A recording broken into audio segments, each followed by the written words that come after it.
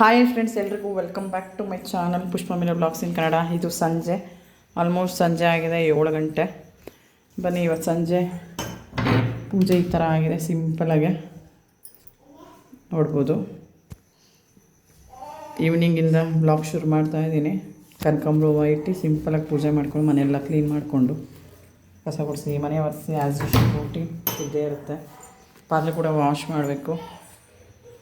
ಹಾಗೆ ಕೂಡ ಇವತ್ತು ಊಟಕ್ಕೆ ಸಿಂಪಲಾಗೆ ಕಡಲೆಕಾಳು ಉಸ್ಲಿ, ವಾರ 10 ದಿನಕ್ಕೊಮ್ಮೆ ಕಡಲೆಕಾಳು ಉಸ್ಲಿ. ಕಡಲೆಕಾಳು ತಿನ್ನೋದ್ರಿಂದ ತುಂಬ ಒಳ್ಳೆಯದು. ಎಲ್ಲ ಕಾಳುಗಳು ಒಳ್ಳೆಯದೇ, ಅತಿಯಾದ ಯಾವುದೂ ಒಳ್ಳೆಯದಲ್ಲ. ಹಾಗಾಗಿ ಬೆಳಗ್ಗೆನೇ ನೆನೆಸಿದ್ದೀನಿ, ಕಡಲೆಕಾಳು ಉಸ್ಲಿ ಮಾಡಿಟ್ಟಿದ್ದೀನಿ. ಒಣಮೆಣ್ಸಿನ್ಕಾಯಿ ಹಾಕೊಂಡು ಕಾಯಿ ತುರಿ ಎಲ್ಲ ಒಗ್ಗರಣೆಗೆಲ್ಲ ಬೇಯಿಸ್ಕೊಂಡು. ಹಾಗೆ ಇದು ಮೊಸರು ಮೊಸರು ಇರುತ್ತಲ್ಲ, ಗಟ್ಟಿ ಮೊಸರು, ತುಂಬ ಹುಳಿ ಇರಬಾರ್ದು, ಸ್ವಲ್ಪ ಹುಳಿ ಇರಬೇಕು. ಅದು ಮೊಸರು ಹಸಳೆ ಅಂದ್ಬಿಟ್ಟು. ಇದಕ್ಕೇನೂ ಇಲ್ಲ, ರುಬ್ಕೊಳ್ಳೋಕ್ಕೆ ಸ್ವಲ್ಪ ಕಾಯಿ ಅಥವಾ ಕಡಲೆ ಎರಡರಲ್ಲಿ ಒಂದು, ಒಣಮೆಣ್ಸಿನ್ಕಾಯಿ ಅಥವಾ ಹಸಿಮೆಣ್ಸಿನ್ಕಾಯಿ ನಿಮ್ಗೆ ಯಾವ್ದು ಬೇಕೋ ಅದು. ಮೆಣ್ಸಿನ್ಕಾಯಿ ಹಾಕಬೇಕು, ಸಾಂಬಾರು ಪುಡಿ ಹಾಕ್ಬಾರ್ದು.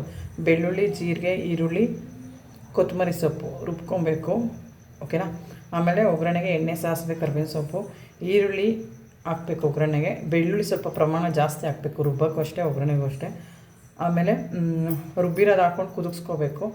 ಆಮೇಲೆ ಮೊಸರು ಗಟ್ಟಿ ಇರುತ್ತಲ್ಲ, ಅದನ್ನು ನೀಟಿಗೆ ಮೊಸರು ಕಡ್ಕೋಬೇಕು. ಅಂದರೆ ಒಂದು ಸ್ವಲ್ಪ ನಾವು ಹಾಲಿನ ಥರ ಎಲ್ಲ ಕಾಣಬಾರ್ದು. ಅದನ್ನು ಹಾಕ್ಕೊಂಡು ತಿರ್ಗಾ ಈಗ ರುಬ್ಬಿರೋದು ಕುದಿಸಿರ್ತೀವಿ, ಅದಕ್ಕೆ ತಿರ್ಗಾ ಮೊಸರು ಹಾಕಿರ್ತೀವಲ್ಲ, ಅದು ಕೂಡ ಚೆನ್ನಾಗಿ ಕುದಿಸ್ಕೊಂಡು ಉಪ್ಪು ಹಾಕ್ಕೊಂಡ್ರೆ ಮೊಸರು ಸಲ ತುಂಬ ಚೆನ್ನಾಗಿರುತ್ತೆ. ಇದೊಂಥರ ಟೇಸ್ಟೇ ಬೇರೆ, ಯಾಕಂದರೆ ಸಾಂಬಾರು ಪುಡಿ ಹಾಕಿರಲ್ಲ.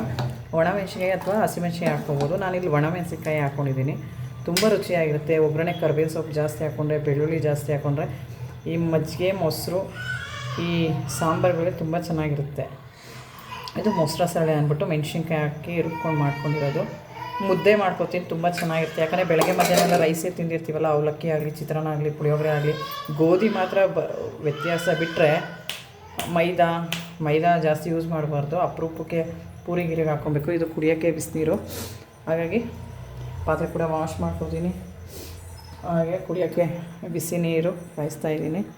ಇದಾಗಿದೆ ಮಿನಿ ಬ್ಲಾಗ್. ಮುದ್ದೆ ಮಾಡಿಕೊಂಡ್ರೆ ಊಟ ಕಂಪ್ಲೀಟ್. ಯಾಕಂದರೆ ಬೆಳಗ್ಗೆಯಿಂದ ರೈಸ್ ಐಟಮ್ ತಿಂದಿರ್ತೀವಲ್ಲ, ಈಗ ಮುದ್ದೆ, ಸಾಂಬಾರು ತುಂಬ ಚೆನ್ನಾಗಿರುತ್ತೆ. ಹಾಗೆ ಕಡಲೆಕಾಳು ಉಸ್ಲಿ ಪ್ರಮಾಣ ಸ್ವಲ್ಪ ಜಾಸ್ತಿ ತಿಂದರೆ, ಯಾಕಂದರೆ ಸಣ್ಣ ಬೌಲಲ್ಲಿ 1 ಬೌಲ್ ತಿನ್ನೋಕ್ಕಿಂತ 1-1.5 ಬೌಲ್ ತಿಂದರೆ ಹೊಟ್ಟೆ ತುಂಬುತ್ತೆ. ಮುದ್ದೆ 1 ಅಥವಾ 1.25 ಭಾಗ ತಿಂದರೆ ಹೊಟ್ಟೆ ತುಂಬುತ್ತೆ. ಹೆಲ್ತಿ ರೈಸ್ ಅವಶ್ಯಕತೆ ನಮಗಿಲ್ಲ, ನಾವು ಮಾಡಲ್ಲ. ಅವಶ್ಯಕತೆ ಇದ್ದರೆ ಮಾಡ್ಕೊಳ್ಳಿ. ನಿಮ್ಗೇನು ಅನಿಸುತ್ತೆ ಈ ಪ್ಲ್ಯಾನ್ ಬಗ್ಗೆ ಕಮೆಂಟ್ ಮಾಡಿ. Thank you. Like, share, comment ಮಾಡಿ. ಹೊಸಬ್ರು ನೋಡ್ತಿದ್ರೆ ಚಾನಲ್ ಸಬ್ಸ್ಕ್ರೈಬ್ ಆಗಿ. Thank you. Bye bye. Take care. Thank you so much.